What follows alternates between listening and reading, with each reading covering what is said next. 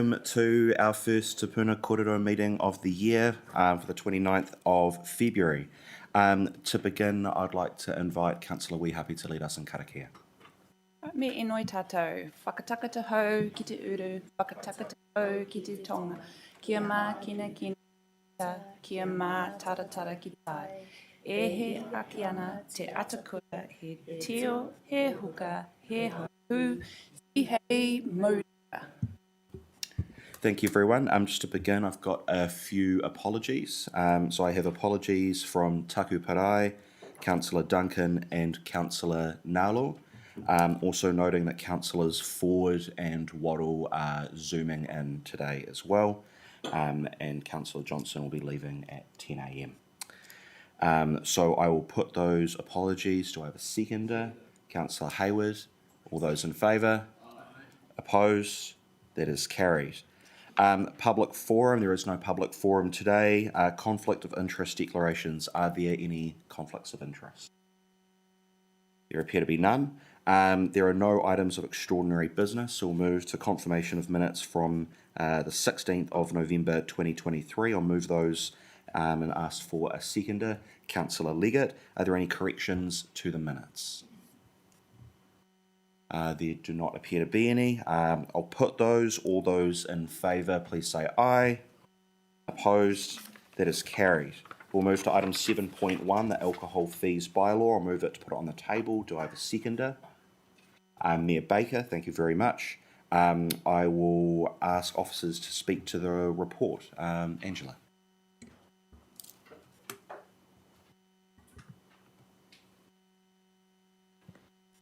Over to you. Through the chair, I just wanted to introduce Angela Singh. She is our Senior Governance Advisor who'll be presenting today. Kia ora, Angela. Thank you, Chair. Thank you, Ruben. So the report explains the current financial situation of Porirua City's alcohol licensing, hopefully well, and also outlines some of the options available to you all, as well as the recommended option. As stated, the purposes of introducing a bylaw would be to reduce the current costs of alcohol licensing that are on rates. As explained in the report, 80% of our current costs are covered through rates, while 20% are covered through our fees. The recommendation looks at gradually reducing these costs on rates and attributing those costs to alcohol businesses. As this proposal impacts alcohol licensees primarily and directly, it's recommended that officers directly consult with licensees initially for 1 week before consulting with the wider community for a further 4 weeks, with total consultation being 5 weeks. This provides both the direct opportunity for licensees to provide their feedback, as well as acknowledging that the alcohol industry has impacts on Porirua's wider community.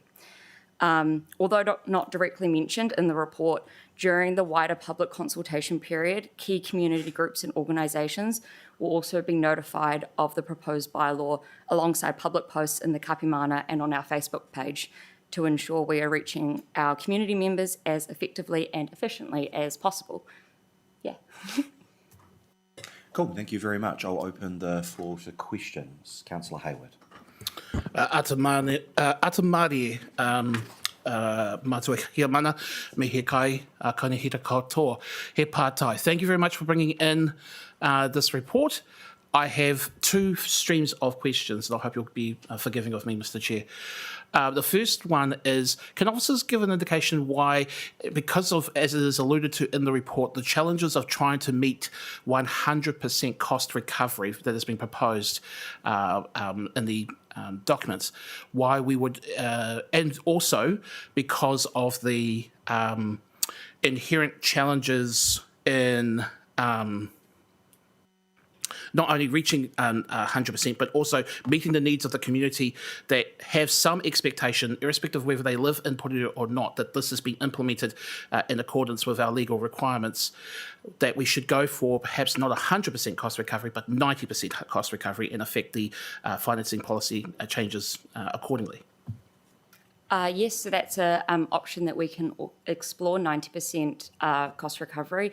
In the workshop last year, it was indicated that councillors wanted 100% cost recovery, and it was more about the length of time to achieve the cost recovery and how we would explore that. So that's more the focus that we have done, but we can certainly look at doing a 90% cost recovery. Okay.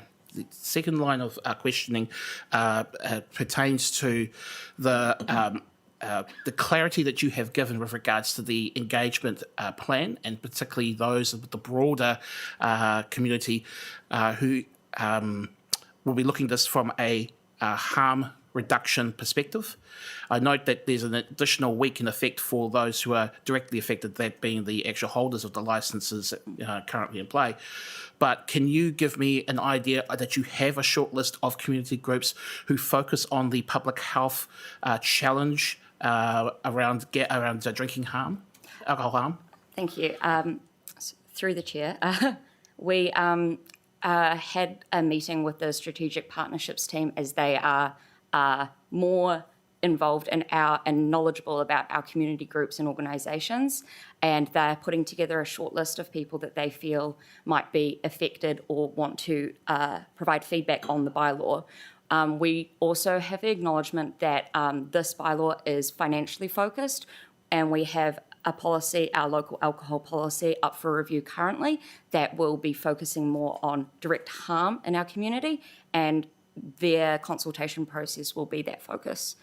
Following on from that, appreciate the response, especially the latter point with regards to where the levers around harm may lie. Is it possible for councillors to receive a short list of those organisations from that broader community group when that list has been developed, so that if there are any other groups that councillors may think that council officers may want to engage with specifically during the engagement period, we may want to prompt you on? Absolutely. No more questions. Thank you, Councillor Hayward. Councillor Waddle. Yeah, kia ora, and thanks, Angela, for the report. You talk about alcohol businesses bearing the brunt of the costs. How does that factor for our smaller clubs more so than retailers? Just a little bit of commentary on, how it's going to impact our clubs.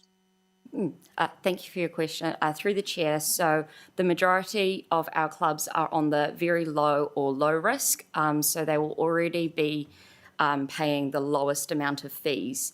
And although the increase of the fees is standardised across all application types, apart from manager certificates, the clubs who are the smallest will not have to pay as much as other businesses. Thank you. Cool, thank you, Nathan. Are there any further questions? Councillor Thielon. Thanks, Angela. It was a really detailed report. Lots of information. I do believe that it should be 100% user pays. I don't believe that it should be coming from our ratepayers.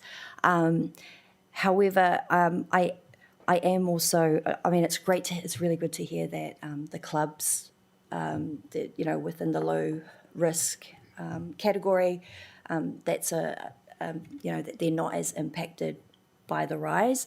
I guess I am a bit concerned around the small businesses, and just wondered if there was what tools we have so that they are less impacted by this increase in cost.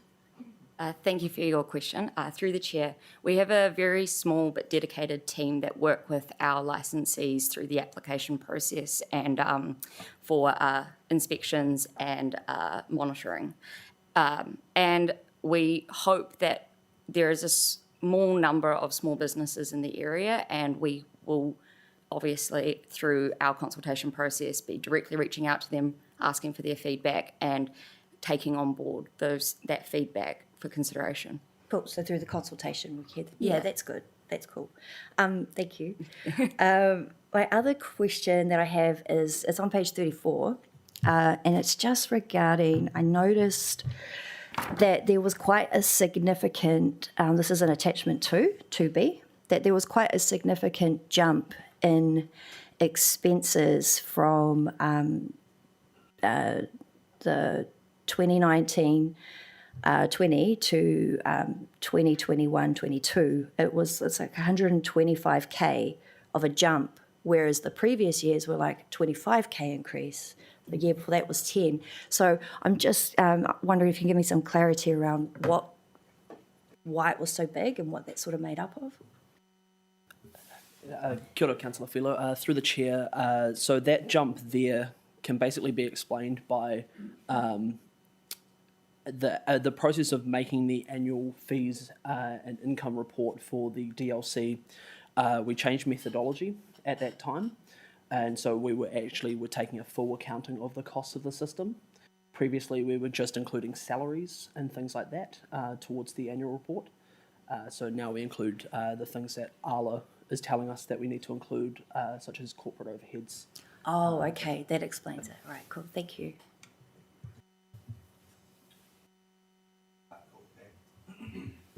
Thank you. I've got Councillor Ligas. Thanks, Angela, again for the comprehensive report. I'm absolutely firmly in favour of user pays. And what I'd like to understand, I'm looking back to when I first came onto council, and we looked at adjusting our commercial rates differential over 3 years, and a year later decided that we better do it sooner rather than later. So I'd like to understand why we cannot do this in just 1 year. I don't think the cost thing.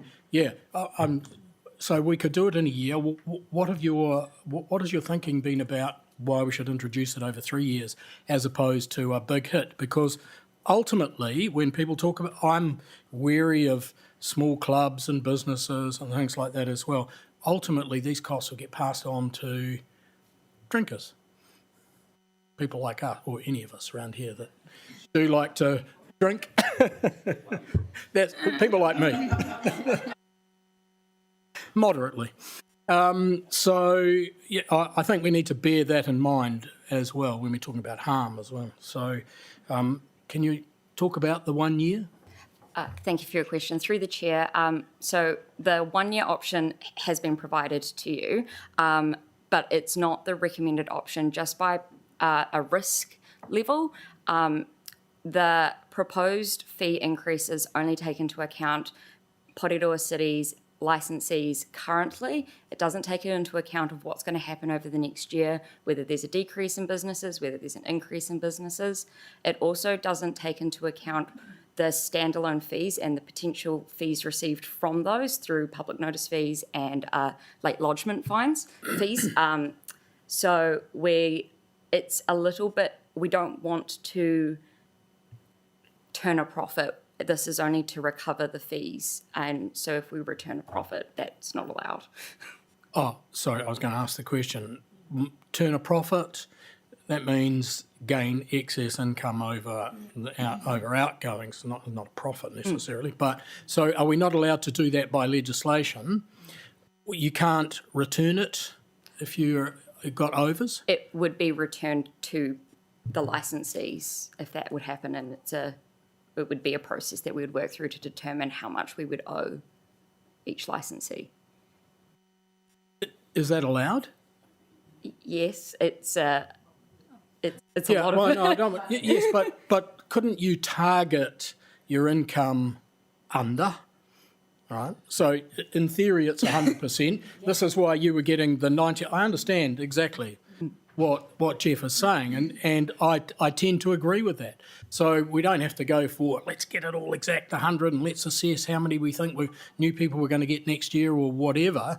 Let's be reasonable about it, and then, the next year you can have another go. So as long as we're never going to get 100% anyway, probably.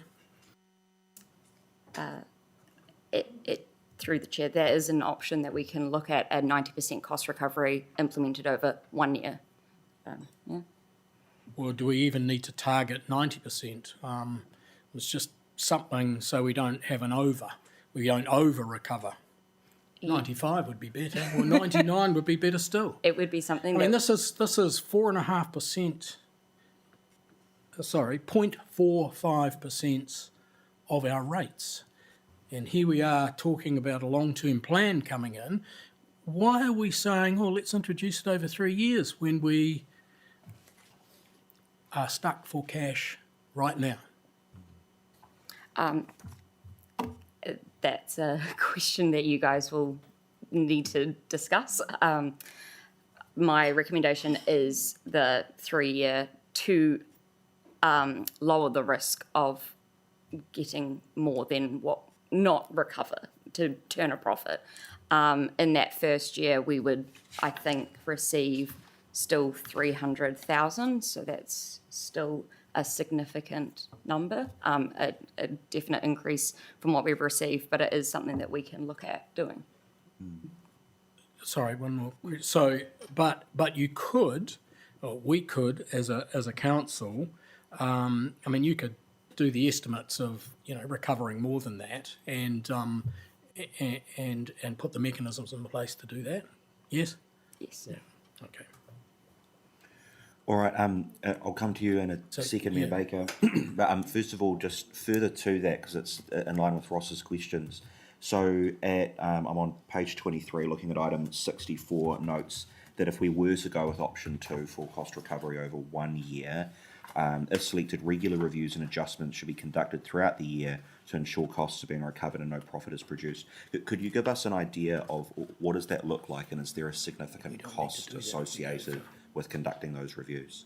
Thank you for your question. It would be monitoring by myself and my team and through the finance team to make sure that we're not earning too much or too little and making those adjustments. And it would be fees changing across 1 year for licensees rather than on the yearly. So as like annual fees are paid annually, so some clubs or some licensees will pay a different fee 1 month to someone else another month if we were to make those adjustments to make sure. Whereas if we did a 3 year, we could make those adjustments annually Okay. for everyone. And so I guess in particular, would the amount of resources and officer time required for that substantially impact the benefit of us ramping up faster to get those returns faster? It's difficult to predict because we've not done that before. It would be more regular reviews, say once every couple of months rather than once annually. So there would be an increase in staff time, but I don't know how much, unfortunately. Okay, cool. Mayor Baker. We can move to 100.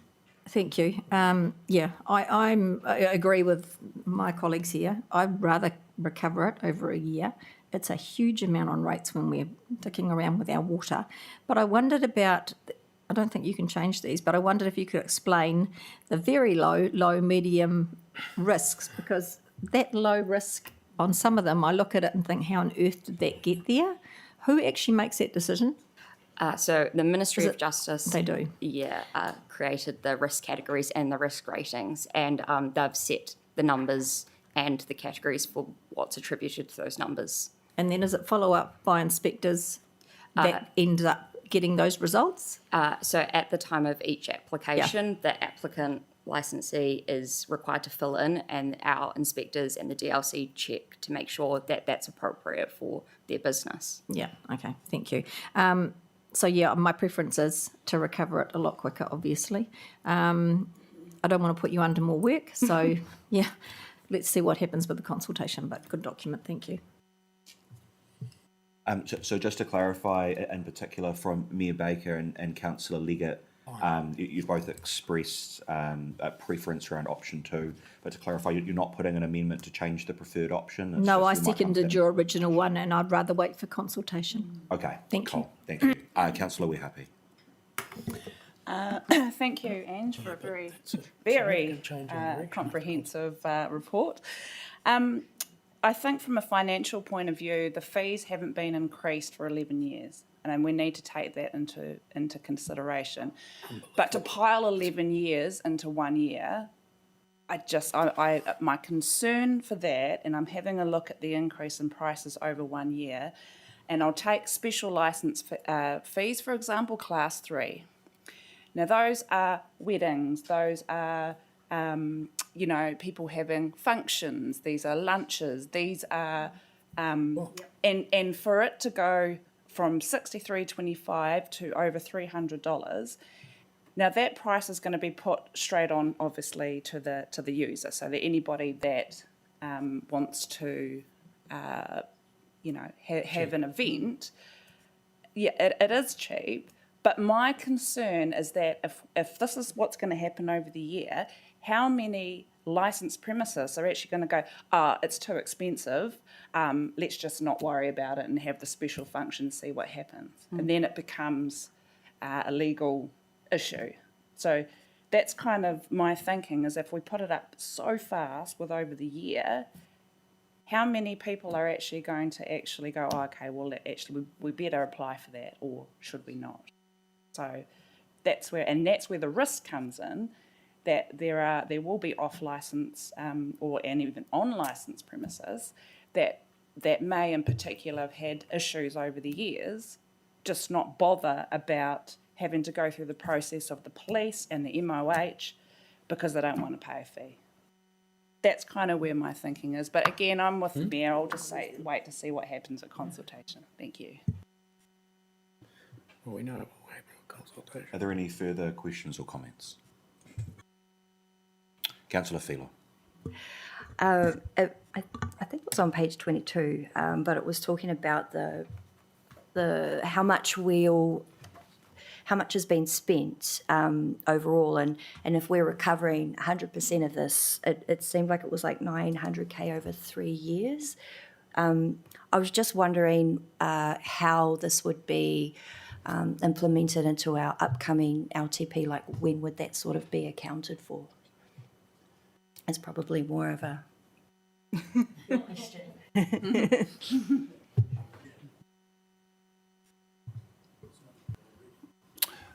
you for the question, Councillor. At this stage, as I understand it, I don't think we've taken into account into the LTP any increases. So this would be a little bit of a kicker for us. What do you mean by a kicker? In other words, we get some more income than we anticipated. A little boost, yeah. Okay, cool. We would pick it up in the final. We'd run it through the numbers of the final LTP, depending on how it came back. So, Yeah. All right. I'll probably wrap up just to say I agree with the others in terms of the direction of travel here. Cost recovery, user pays on this, I think is good.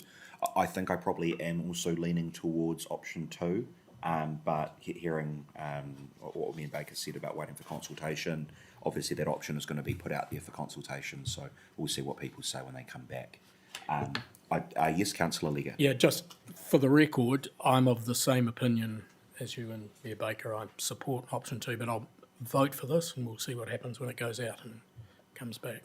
Okay. Or a version of option 2 that Jeff talked about, not the 100% in the first year, but...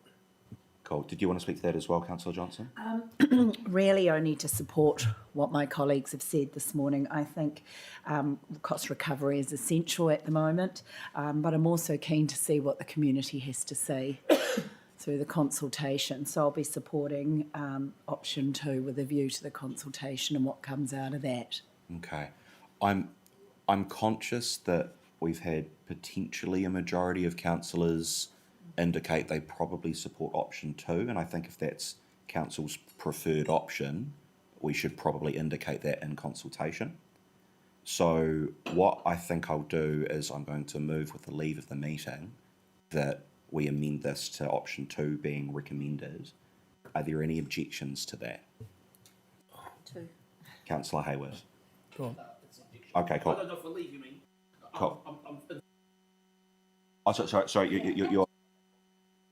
No objection? I do not oppose. So in support of option 2. Neither do Councillor I, but do we want to adjust it to the 90% or up to 100%? Add the words up to 100% as opposed to 100%, because that leaves us the flexibility.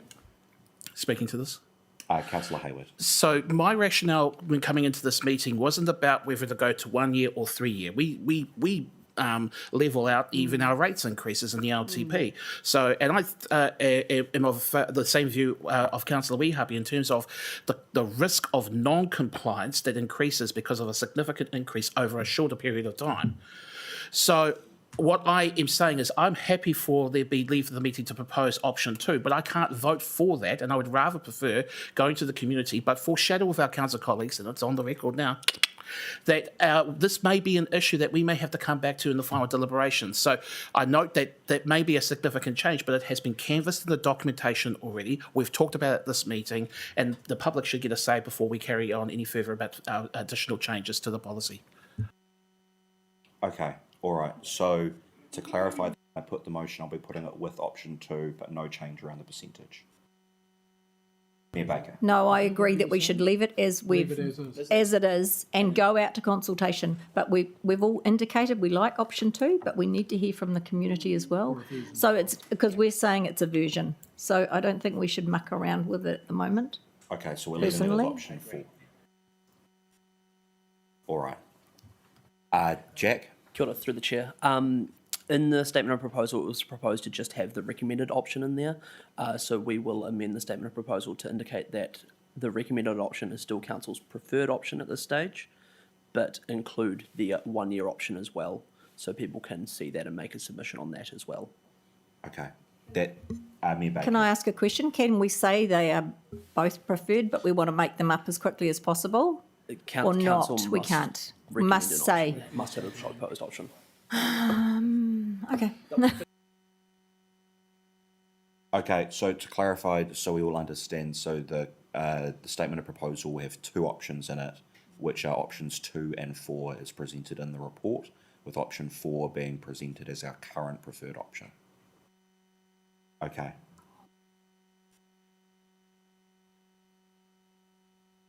All right. I think there's... Good report, too much. All right. Okay. I think people are happy enough with that, that I'm going to put the motions, so just so everyone does understand exactly what we are doing here. So we're receiving the report, agreeing for the recommended option to be included in the statement of proposal document to be published for public consultation with the note from Jack. So actually 2 would be agree for options 2 and 4 to be included in the statement of proposal document to be published for public consultation, with option 4 presented as the preferred option. Agree to consult on the alcohol fees bylaw and agree to delegate to the chief executive the ability to make minor editorial changes to the statement of proposal draft alcohol fees bylaw prior to consultation. So, yeah. All right. All those in favour? Aye. Against? That is carried. Cool. Thank you very much, everyone. We move to item 7.2, financial report for 31 December 2023. I'll move that to get it on the table. Do I have a seconder? Councillor Leggett, thank you very much. I will invite officers to speak to the report. Ian, I believe. And I'll talk to that. Jim? Yep. I'm going to keep this brief. Know how you all like numbers. So I'm just going to point out a few things. On page 59 of your diligent board books, if you just have a look at that table, the number you really want to focus in on is the net surplus deficit line, which is 145,000, so that's positive. However, we've just a couple of things. You can see under the income, the revenue line, we've got a Wakatahi subsidy capex, which is 3.455 million, and by the end of the year, that's 14.1. That's going to be the catch up on the shared pathway for Papakowhai, which is progressing well. So just to let you know that. You see that we got an increase in investment income, but that tends to be offset by interest expense. The other item, I think, that's possibly a little bit notable is the personnel costs, and it needs a little bit of digging into. I think it's a combination of things. Lower than budgeted vacancy rates, a combination of possibly increases in our costs through the year. It did come down a little bit in January, actually. We're just going to do a little bit of work on that one. It's also possibly because we're not capitalising to the full extent the project managers that we've got on our books, and that's another area that we're going to have a look at. The last item, which is really the bottom line, which is what we call sort of exceptional revenue, very little that we can control over that. That's vested assets, and development contributions are obviously well down. If we just very quickly go to page 61 of Diligent, I just wanted to call out what our total borrowings are at the moment and how that compares to our prudential threshold. So we've got around $239 million worth of debt at the moment. That is well within our prudential threshold. It's sitting at about 135% compared to obviously a statutory requirement of 280. And we have a Treasury policy at the moment which states that we keep that below 175%. In the March Audit and Risk Committee meeting, we are going to lift that level up to 255% so that we can cope with the increased borrowings going into the LTP.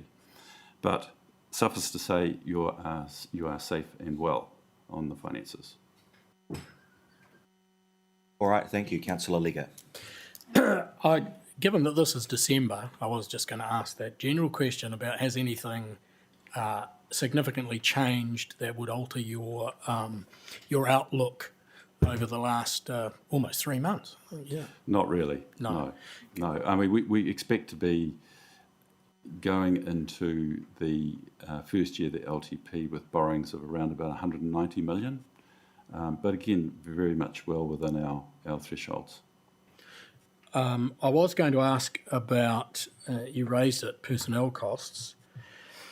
The analysis indicates both the size of the workforce, which has increased by 4.4%. Is there any explanation about that? If I was going to ask at some stage that we have a look at the numbers employed by Porirua City Council over the last 10 years or whatever, so that we can understand. It seems to me that our workforce numbers increase every year. Now, there are always rationalisations for this, but it is something that we should be concerned about because as pay rates increase and numbers increase, it's a big impost on our ratepayers.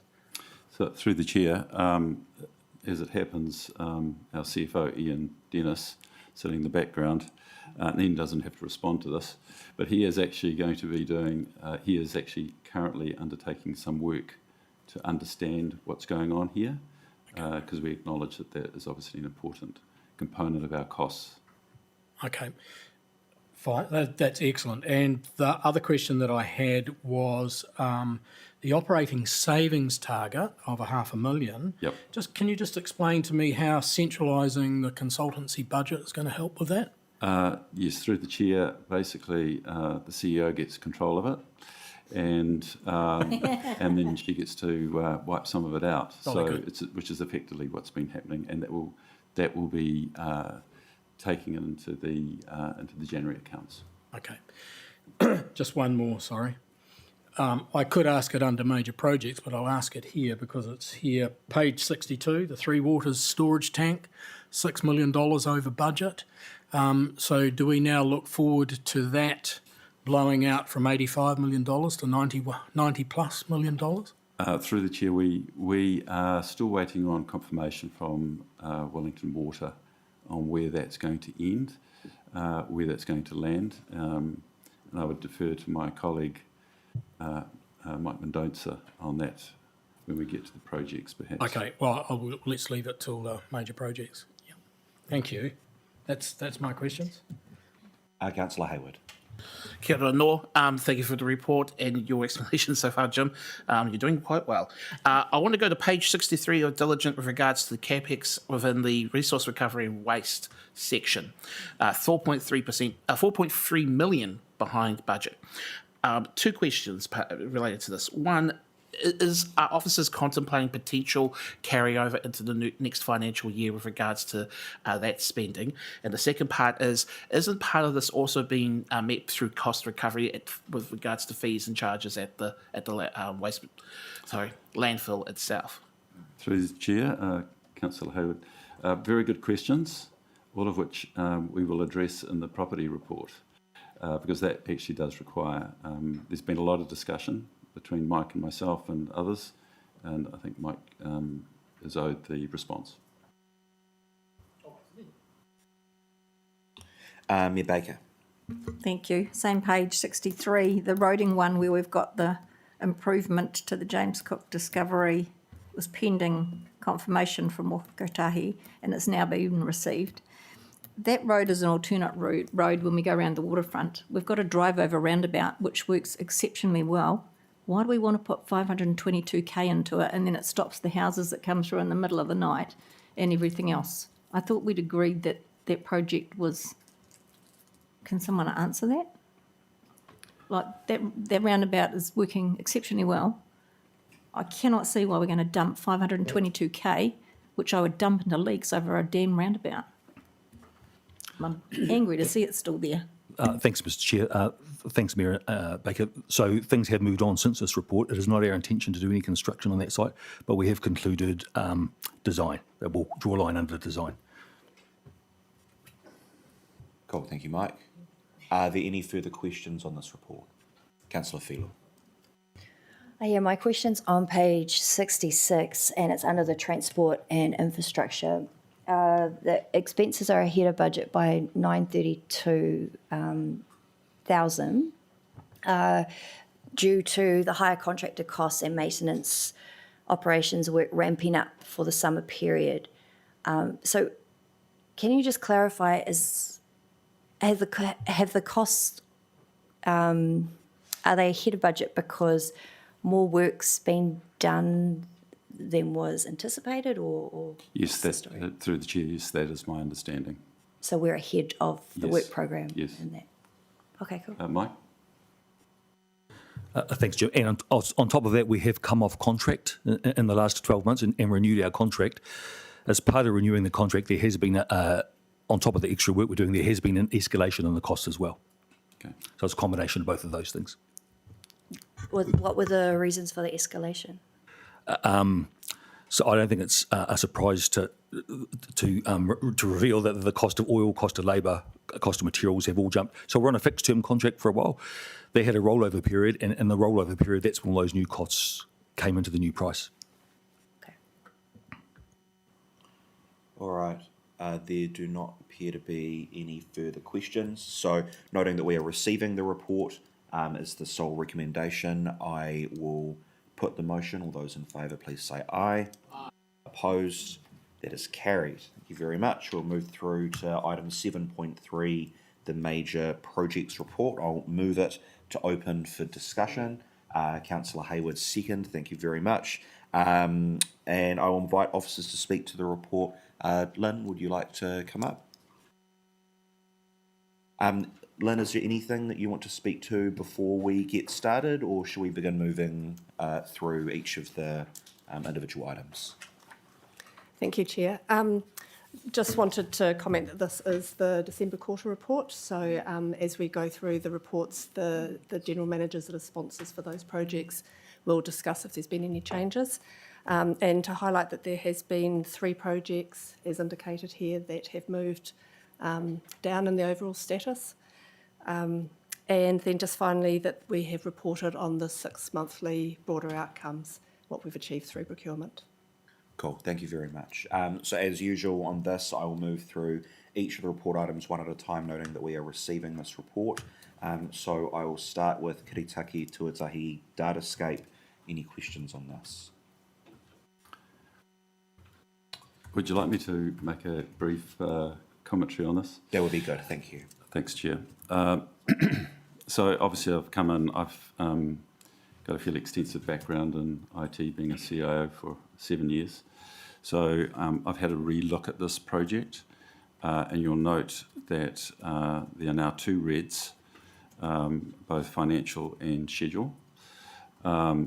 We are in a situation where we need to reset the baseline schedule because some of the modules that we thought we were ready are not. In addition, we're bringing on some additional more experienced personnel or an individual to, on an interim basis, set up the program in a way which I think is appropriate. We're making progress in the rollout of in the regulatory space, but it comes with quite a lot of change, defects, and the ability for the business to accommodate that. So it's a case of actually going a little bit slower to go faster. My expectation at this stage is that we will have 90% of this program complete by the end of this calendar year, not by June. It will roll into the following calendar year, probably around building consents, because that module's not ready. And as a consequence, there will be an increase in the forecasted end cost.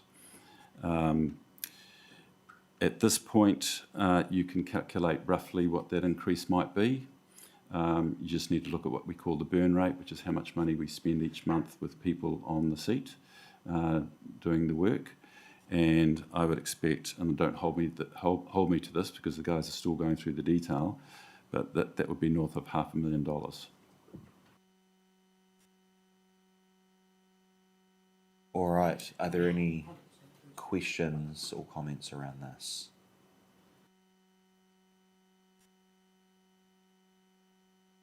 I just want to add, look, it sounds, through the chair, this sounds bad, but actually, sorry to say this, but I've seen a lot worse. And this is quite manageable from an operational point of view. All right, thank you. And it's good to know that at least we're across that plan. It sort of is what it is to a degree. So that sounds good. I'm going to move on to the next item. There don't appear to be any questions. Te Rā Nui Eastern Porirua Development. No. All right. Oh, sorry, Councillor Leggett. No, I just Oh, like... you put your hand up. Yeah, sorry. I'd just like to say on that, or did you put your hand up? Sorry. It's great that those capital payments have been pushed to the end of the project rather than the start of the project. So well done on that. Fantastic. That's really good. Mr. Baker. Baker. Councillor Hayward. Kia ora no. With regards to the Cannons Creek Park, I'm just trying to remember, have Council seen what the finalised concept plan for that area yet? I have not. Mike, do you? Not a finalised concept, only an early concept at this stage. Is there any downside for councillors to receive, even that in terms of seeing what the direction of travel of the proposed park is? We must be due for a catch-up here on from the project, so we can include it in that. Okay, thank you. Yeah. No more questions. And Councillor, we're happy. So sorry on that with the Champion Street being closed until April 24. I believe since December there's a further update and it's now June, July. Is that correct? Really? Mm-hmm.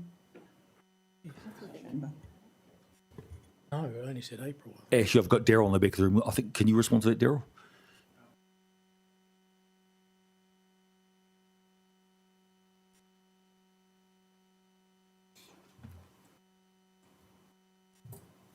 So through the chair, I don't have an exact date, but they are wanting to extend it further, and we're in discussions on the traffic impacts about that. Can I ask a question, sir? Why? Good question. I don't know exactly. I'm assuming it's just down to conditions they've discovered it is what not they expected. I don't actually know the answer to that.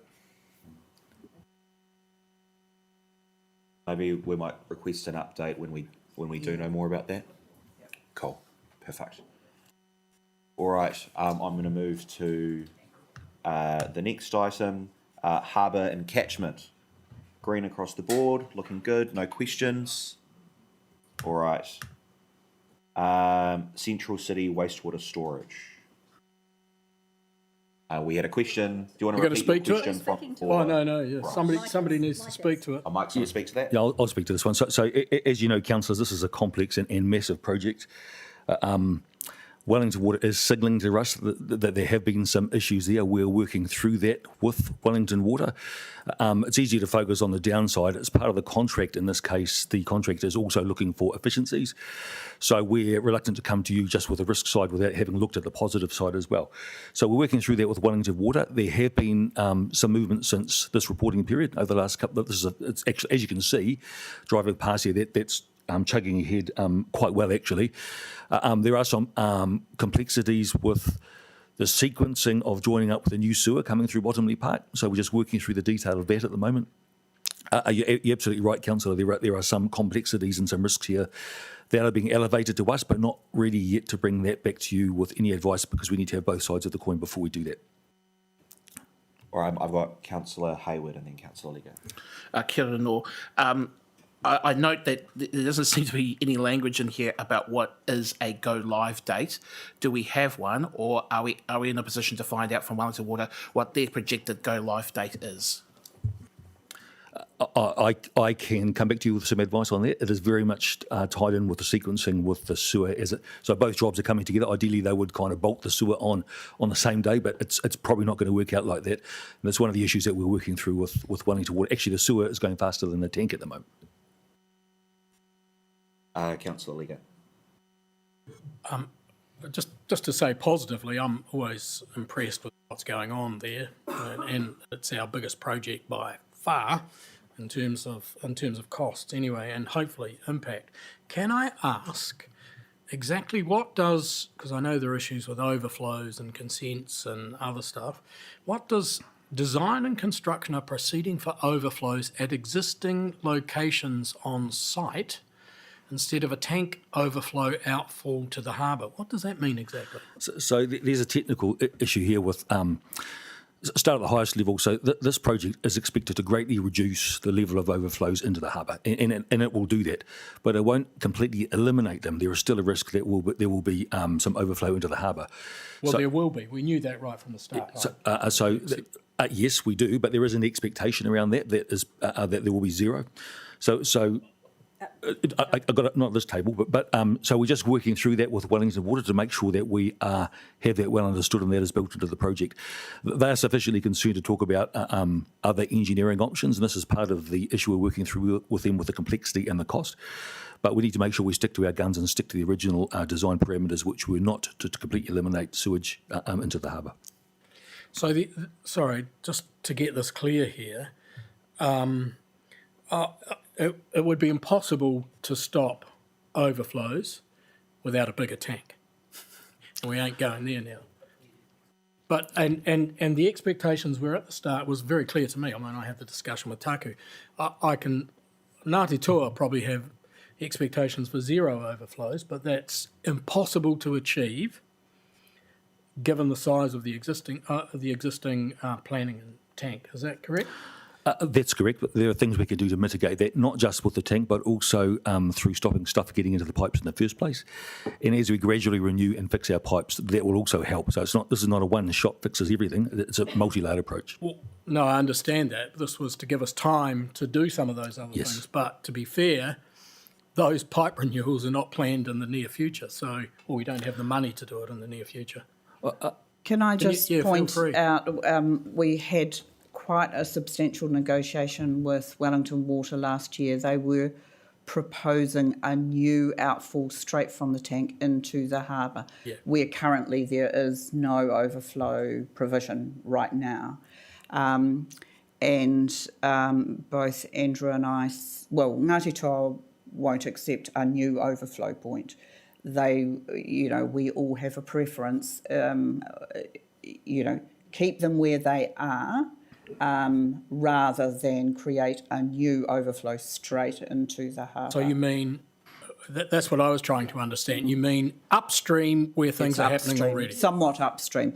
And they're still working through the design issues around that. So engineers have a particular view about some of these things, but Ngāti Toa and us have been quite clear that it is probably preferable to keep the pollution basically where it has been, rather than at a much reduced level, because the Bothamley Park sewer main will also have quite a big impact. You know, there won't be the water ingress that we have suffered in the past through that pipe. So I'm hopeful that we will achieve, you know, such a substantial reduction that, you know, it becomes, well, they were estimating a couple of times a year as opposed to the frequency that we currently. Exactly. I mean, I think that's what I always keep in mind, that we're going to be significantly reducing overflows during wet periods, and I think we always have to bear that in mind rather than it be perfect, because it never will, it won't be. But until we replace pipe, well, it won't be ever, but it'll be better when we have our pipe replacement, wastewater pipe replacement. So yeah, look, I'm happy with that. I was just trying to understand that those, I assume those overflows were upstream where they're happening already, and but they'll be reduced as well with a bit of luck. All right, Councillor Filo. Thank you, Mr. Chair. My question was pretty much asked by Councillor Leggett, but I would just like a bit more clarity. So is what you're saying the overflow from the tank was what they suggested last year, but you've said no, we need to stick to the original plan of the existing locations on site. Is that Well, there was really no plan for overflows, let's face it. No. They are mistakes, they just are a problem in our network. But the preference is to keep the problem where it is rather than create a new pollution point. That was the point that we made. So there's a redesign going on for that, which is reflected in some of the cost increases because of that. Those of us who are not engineers have perhaps not quite woken up to the design parameters that. So Wendy, when you say keep the problem where it is, what are you referring to? You will lose me quite quickly on the detail, but the design, the current overflow points are upstream of the tank, not from the tank. So the proposal was that you have a new tank and you overflow straight from it, you know, in a rain event. That's what the engineers thought should happen. Into the harbour. Straight into the harbour. Right. At the moment, the overflows are not into the harbour. They're into the Into stream. the harbour, but so. Yeah, I guess I'm not that clear about the upstream. Well, like Mana Esplanade, for example.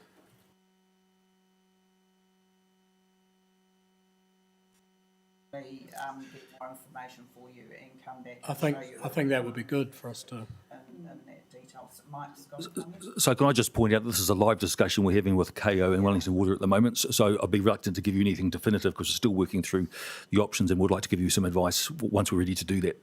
Very good. Cool. Councillor Hayward. So in light of the offer to have a briefing, could we just get some certainty from officers that, and again, like the CE, my knowledge of engineering is limited as well, but any structural facility or system will have a point of failure. And it's better to have one that is engineered than one that is not. Now, currently, we don't have, we do have a point of failure in the system, irrespective of whether there's a tank there or not, which is every manhole cover that we know of starts blowing out during wet weather events. That is the point of failure. Yep. The wastewater treatment plant for many years, whenever there was serious enough rains and it couldn't contain itself, it was designed, its point of failure was to discharge the whatever effluent was in the system out into the harbour. Engineering solutions are always supposed to have points of failure. Cars are safer because they have points of failure. So can we just make sure we have this conversation that points of failure are actually important for us to understand as councillors, because we need to be mindful that every point of failure has an impact, whether it's upstream or in the harbour itself. Kia ora. Mayor Baker. I think, though, a great point of failure, but I don't think Greater Wellington would even give us another into the harbour. Oh, no, I'm not So, asking for it. yeah. I'm just saying. Okay. I think everyone who wants to had their say on that one, so we're going to move to the Kenepuru area program. Any questions on this? We're all amber at the moment. Do not appear to be any. I'll move to the next item. Wineta to Onopoto Shared Pathway and Coastal Resilience. Bit of red there, Councillor Hayward. Kia ora no. Is there any risk of Waka Kotahi clawing back any of the funding that it has committed thus far to the project?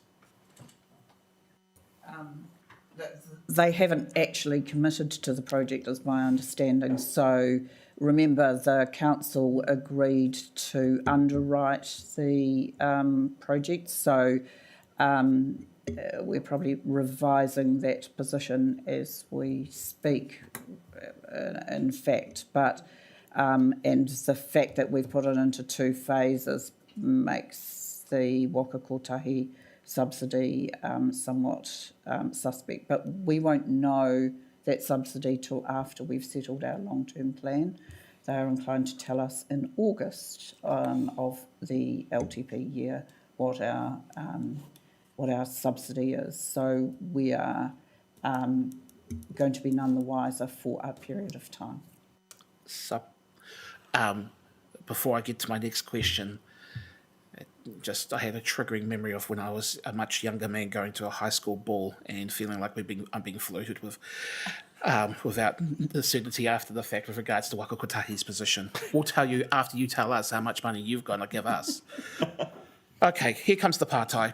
I'm trying to get clarity around the timeframes for construction on Stage B. Can officers give any clarity around that?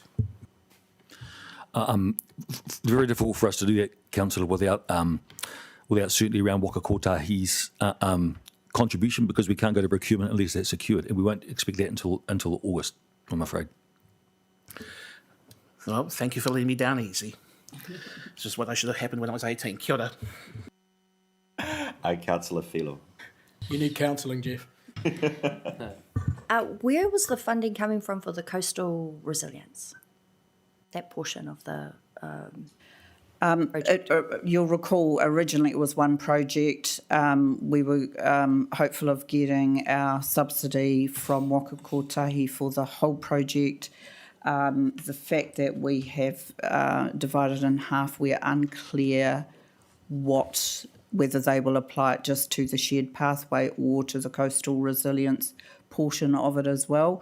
But as I say, we don't know the answer to that, and we won't know the answer for some months. Okay, so it wasn't confirmed funding, it's sort of just been in discussion. Is that the gist of it? Daryl possibly knows a bit more about this, but I think we had got some confirmed funding several years ago for a much lower price, but the costs have grown on this project. So, Daryl, do you want to comment? You've got nothing more to add to that. Yeah. So we're basically waiting. Councillor Lega. I'd like to ask whether we have an update on the total project cost estimate yet, or when that might be coming. Yes, we have some further information since this reporting period, Councillor, and unfortunately the costs have escalated again. Our next reporting period will be in a position to give you a more definitive number. Okay. Can I also add, as we say in the report, there has been a change of government along the way. So that's the other thing we're watching closely is the GPS and whether or not we're still lined up with government priorities. Cool. Could I just clarify? So if we aren't having certainty on this until August, what exactly is the LTP implication? here? How do we fund something or set aside funding for something if we're unclear on where the funding's coming from?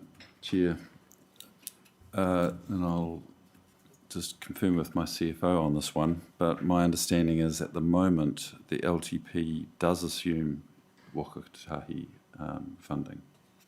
Is that correct, Ian? Yep. Yep. I think we've pushed out phase 2 though, haven't we? We've pushed out phase 2 of the project, and we've only got the coastal resilience in the first 3 years. Is that right, Ian? That's correct.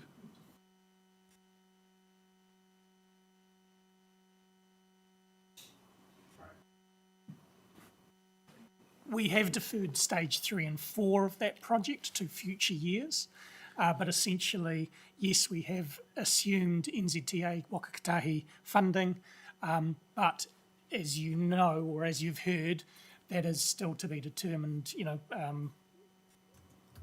whether that's applicable or not.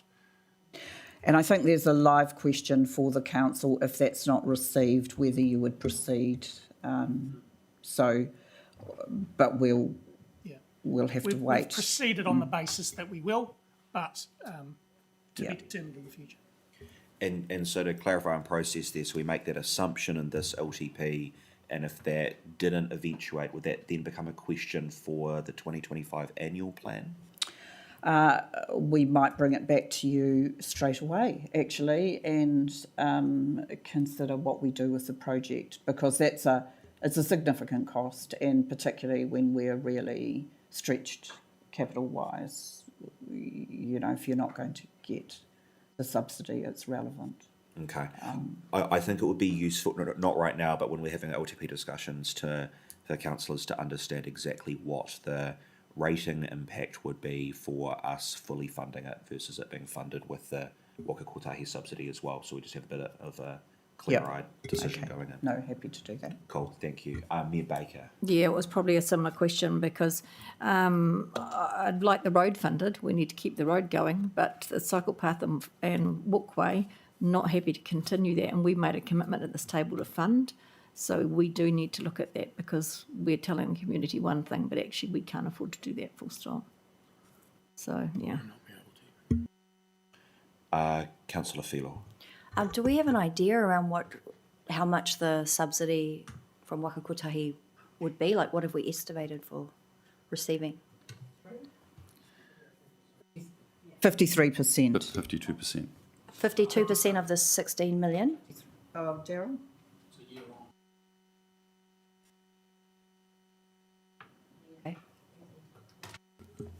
Through the chair, our current subsidy is 52%, and that rises to 53% next year, and for the next 3 years after that.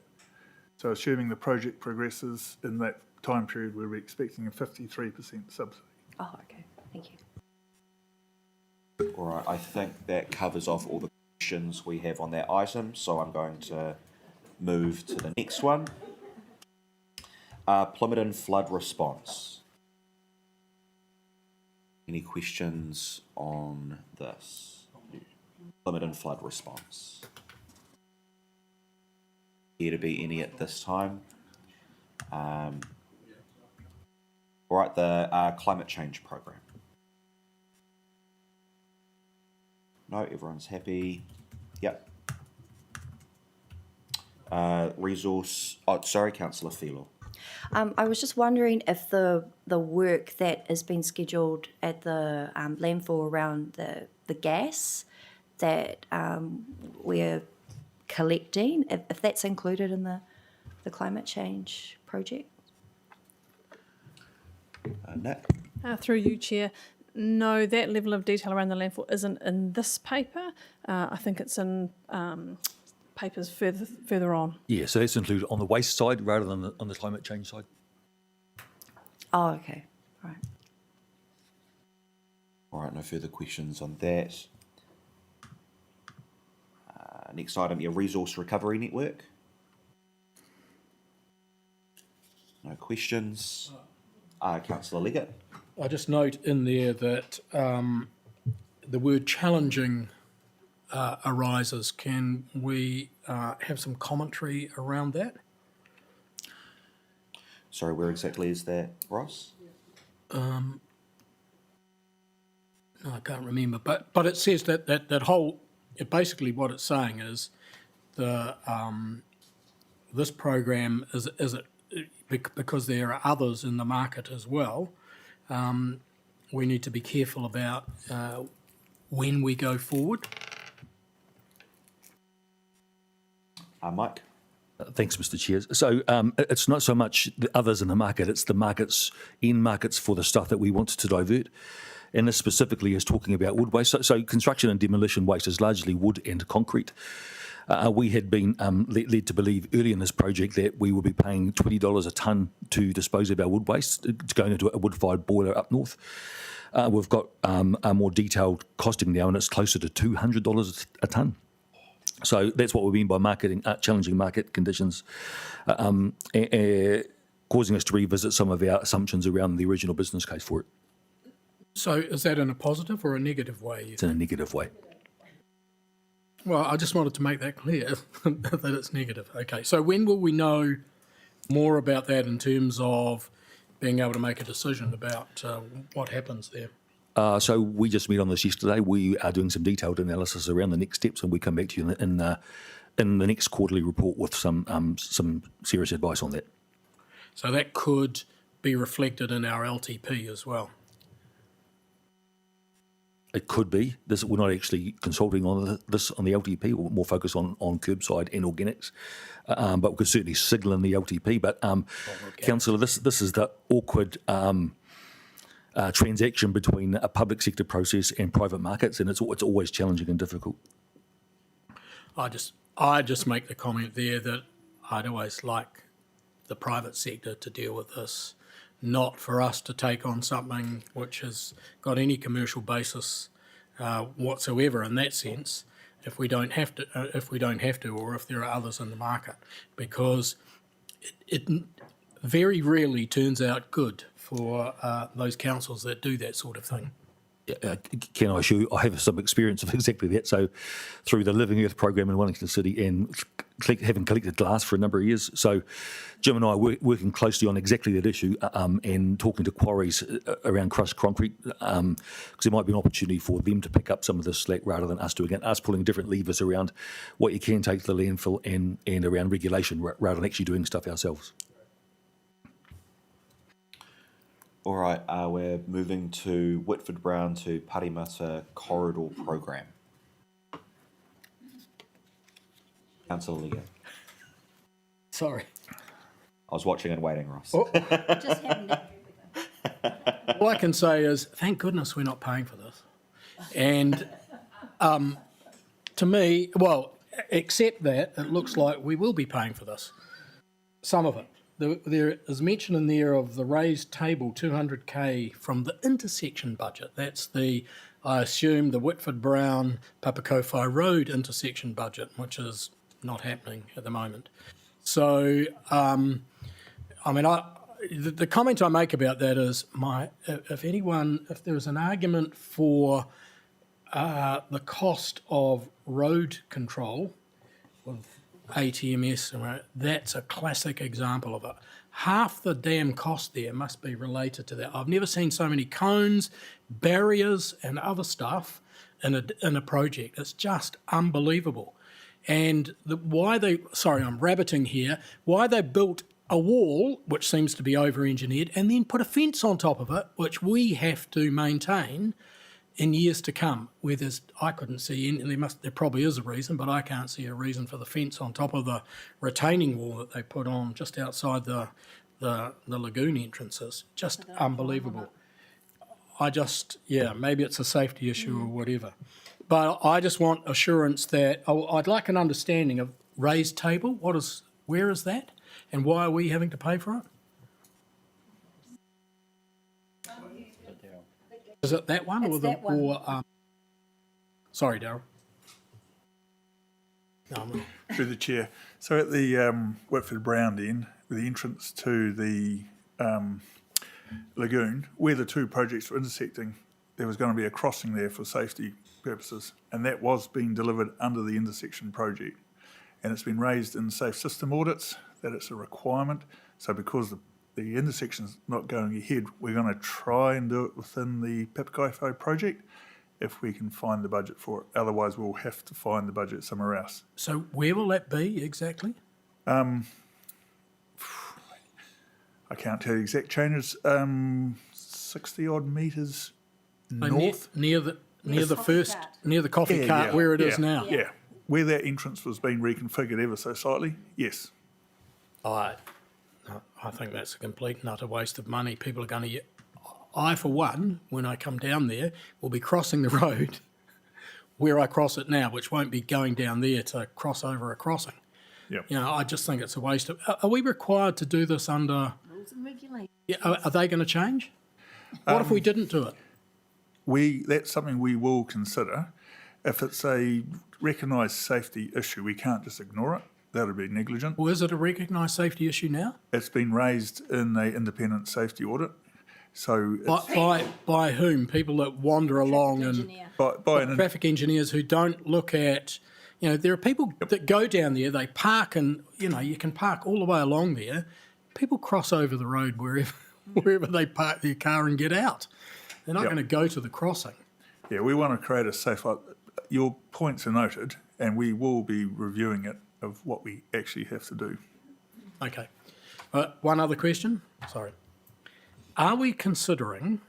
I know we're not doing the intersection, but there is an issue there that could be addressed. I mean, maybe probably not relatively cheap because nothing is cheap, but widening Papakowhai Road as opposed to narrowing it like we're doing all the way along there to put in a shared path, widening the road so that 2 lanes of traffic, one that will turn left and go up Whitford Brown, and the other one that turns right out onto get to Porirua. There's hold-ups there because people move into the middle of the road and they don't let traffic behind and it lines up. For a relatively cheap cost, I would have thought, unless there is all sorts of rubbish in the berm, etc., we could widen that road by a metre or 2 and move it into 2 lanes there, so that people would go to the left or go to the right, depending which way they were going to turn. This comes back to the chair. Comes back to funding availability. We can't do that under the Papakowhai Shared Path project. That would be under the intersection project. No, I understand that, but you said in here you were going to take 200 grand from the intersection, potentially from the intersection project, to build a raised level crossing or a raised path. So, I'm. Yeah, exactly. Points noted, and we will be reviewing what we actually have to deliver to make sure we're not making something unsafe. So it's already unsafe. We're not making it unsafe. We would be making it safer. Whereas the crossing, I question whether you're making anything safer with that. Mike? So can I just say, we hear you, Councillor. Thanks for the feedback, and we'll make sure we take that on board as we bring you advice back. The other question is it going to be done within budget? And we're not going to be asked for more money or money. We'll be delivering it within the budget we've got. Or it will be stopping and not going the full way. Yes, we've had to make some scope reductions to make sure we stay within budget. Sorry, does that mean the scope reduction is to the length of the shared path? Some in materials and how we do things. Oh, so not to the length, not to how far it will We're still trying extend. to deliver to the length. Yep. Okay. Yeah. Councillor Hayward. So at the risk of creating disorder, particularly with my colleague, the councillor for Papakowhai Road, how helpful is the process of accountability by councillors to avoid the pitfalls of advising on operations as opposed to maintaining its role as being governors? Maybe you can take some time to answer that question offline. Yeah, well, I'll answer that offline. I think I stick very well to governance issues, except in this case I'm feeding back information from people that I talk to, all right? So in my role as councillor, as well as a personal bent. And it should also be noted, therefore, that the level of your competency may be compromised by the fact that you are not a road engineer. Your feedback is important, though. That's why I listen to it and allow you to have it all the time. All right. Okay. So the one thing I just wanted to seek some clarification about. So I know on this path that the funding that we received had a time cap on it, and there's been notes around delays. Are we anywhere near close to approaching risks around using that funding in the time? No, we're not. So the original deadline was 30 June this year. That got extended out by 1 year to 30 June next year. And we'll be expecting to finish October this year. Okay, cool. So we have incurred extensions, but we're well within the available times frame. Perfect. Thank you. All right. I don't think there were any other questions. Councillor Filo. Well, thank you. My question's around the pump track. I wasn't aware that, maybe I missed it, but I didn't see a cost of 120K for that particular project. Is that 120K, where did that funding come from? We were actually successful, sorry, through the chair, we were actually successful to get additional money for the pump track. So we got, I can't remember exact figures, we got additional funding for it from the fund. So it hasn't cost us anything. So it's come from the shared pathway funding? No, it's additional to that funding. From Waka Kotahi? Yeah. Great. 100%. Thank you. All right. Are there... Councillor Hayward.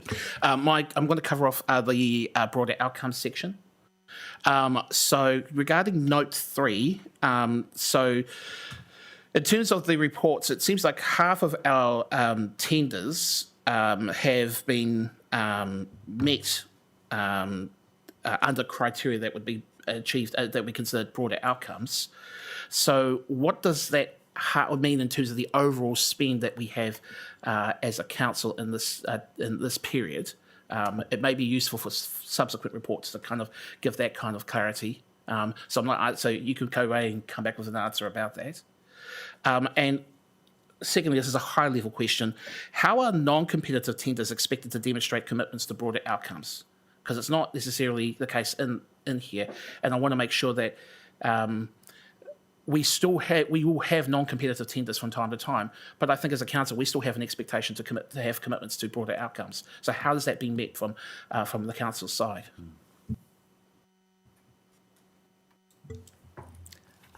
It's through the planning stage for procurement. So when we do start a procurement, this procurement plan goes through to the procurement committee for any tenders or procurements over 100,000. And at that stage, we look at what the contracts, how the supplier is going to be evaluated, including broader outcomes, and a decision as to why we're going direct as rather than competitive tender. I understand that response, but that doesn't satisfy my question in terms of, irrespective of whether we go to competitive or non-competitive tendering, whether or not the broader outcomes requirement is actually something that as a council we should be looking forward to in all cases. It sounds as though we're only doing these when there's a competitive tender on the table as opposed to a non-competitive. So maybe we should just confirm that first and then talk about what would happen for non-competitive.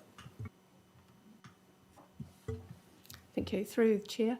My understanding is what council signed off on was that it would be competitive tenders that we looked at for broader outcomes. So if it was a direct appointment, then that wasn't included in what was agreed.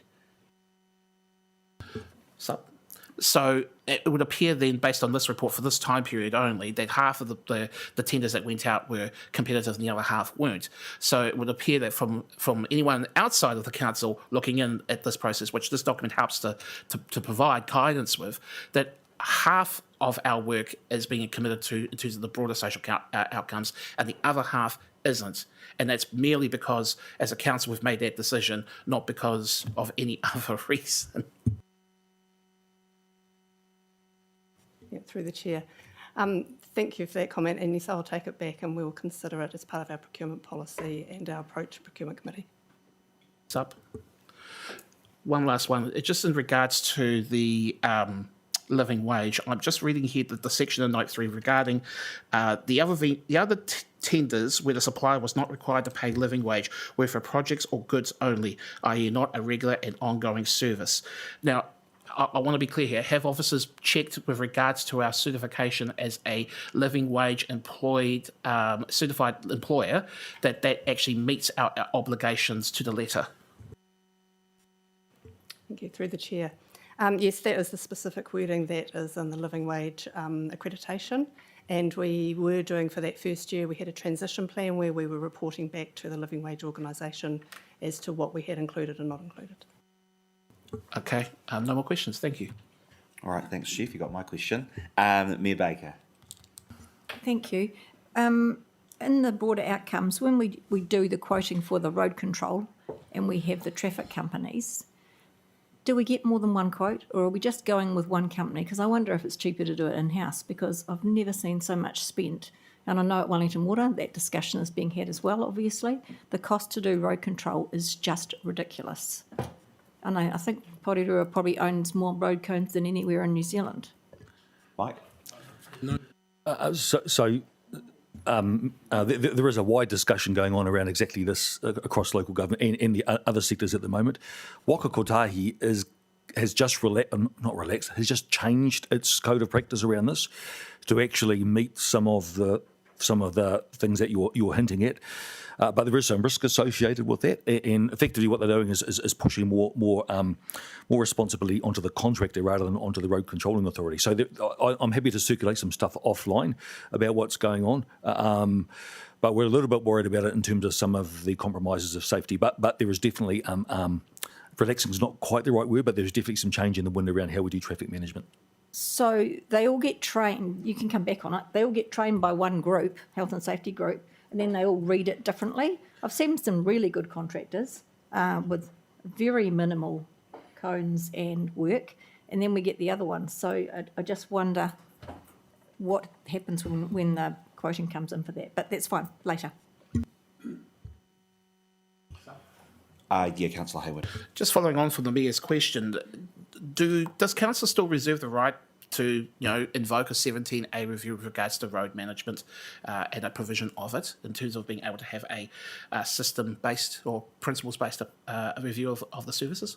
We don't actually provide traffic management ourselves, so I'm not sure a 17A would be covered under. I'm looking at Lynn here. Lynn is our Section 17A expert.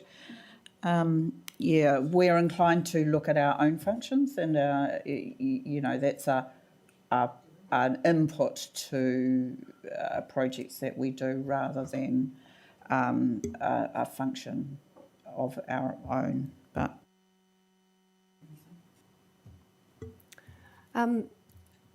there's a couple of points there through the chair.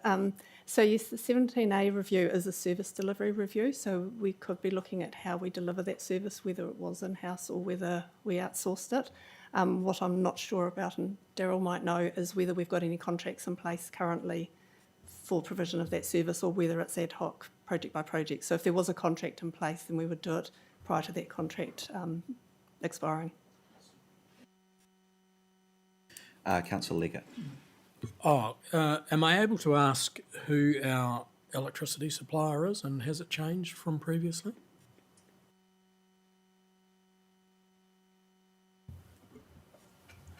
Through the chair, we have just signed up, let me get this right, Meridian, under a new agreement which gives us some favourable rates over the course of the next 5 years. That went out to tender through the procurement panel, and so we have a fixed level of, it's not a fixed price, obviously, it's based on user usage, but we have fixed prices for the usage that we do have. So I think, I can't recall the exact savings, but it was quite considerable. So, is that part, are there other local authorities that are part of that? Or is it just with us? It's just with us. Just with us. So it was more favourable than to go out together, you know, with LGNZ. Or I don't have this history on that. Yeah. It was Okay. before my No, time, that's so- fine as long as it's. Yeah. That's good. All right. I believe that brings us to the end of questions. That's the end of this paper. So noting we are just receiving this report, I will put the motion. All those in favour, please say aye. Opposed? That is carried. And that brings us to the end of our meeting. I'll note that we will do a karakia at the end of our workshop. So I will close the meeting at 9:55 a.m.